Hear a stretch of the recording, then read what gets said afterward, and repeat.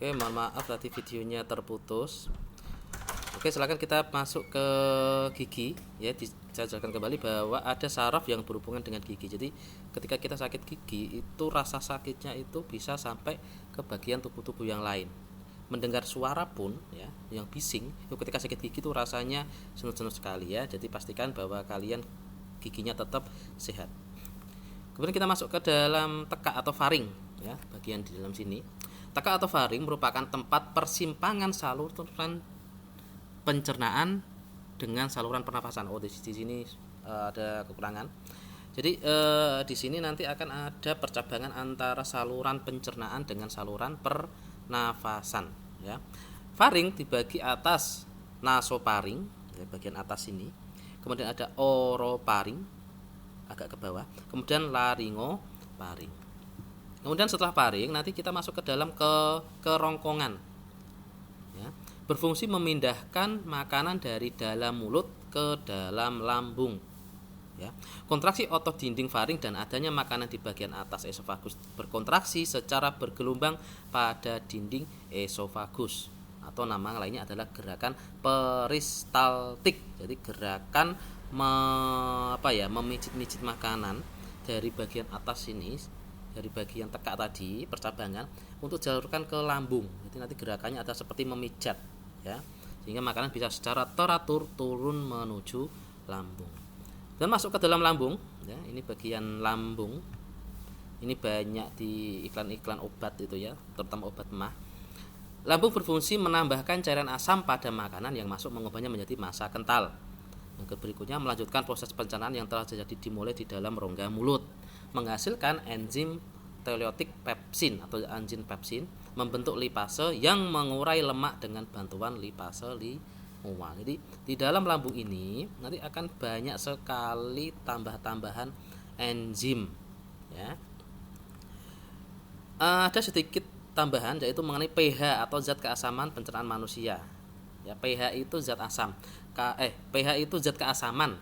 Kalau di bawah 7 berarti dia asam, kalau 7 netral, kemudian di atas 7 berarti dia basa. Untuk di dalam mulut pH-nya 7 berarti dia netral.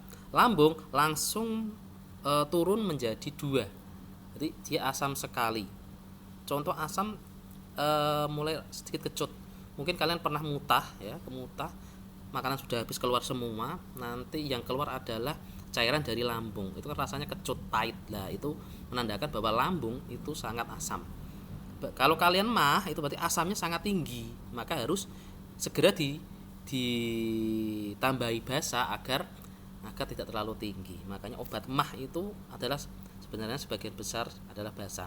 Kemudian ada di diododum 7, ileum dan 7 pH-nya juga. Kemudian masuk ke dalam usus halus. Ini usus halus terdiri dari duodenum, jejunum dan ileum. Untuk fungsinya bisa dibaca sendiri di modul ya.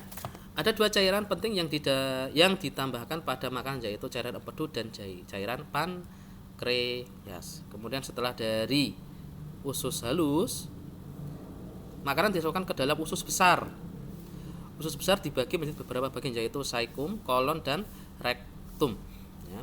Kemudian langsung ke anus ya, tapi sebelumnya sebenarnya tersimpan dulu di cek lagi. Nah, tersimpan dulu di dalam poros usus ya. Untuk sementara enggak langsung dikeluarkan. Sebentar, di sini ya, anus ya tadi ya. Anus disebut dengan kanalis anal ya. Kemudian fungsinya adalah sebagai saluran pengeluaran dari makanan yang sudah diserap sari-sari makanannya ya. Oke, sementara itu dulu ya. Untuk selanjutnya akan kita bahas mengenai kelenjar pencernaan makanan, dan juga nanti insya Allah akan ada penugasan untuk penemuan berikutnya. Oke, sekian dulu. Tetap di rumah saja, pakai masker, selalu cuci tangan, hindari kerumunan, dan selalu jaga jarak. Wassalamualaikum warahmatullahi wabarakatuh.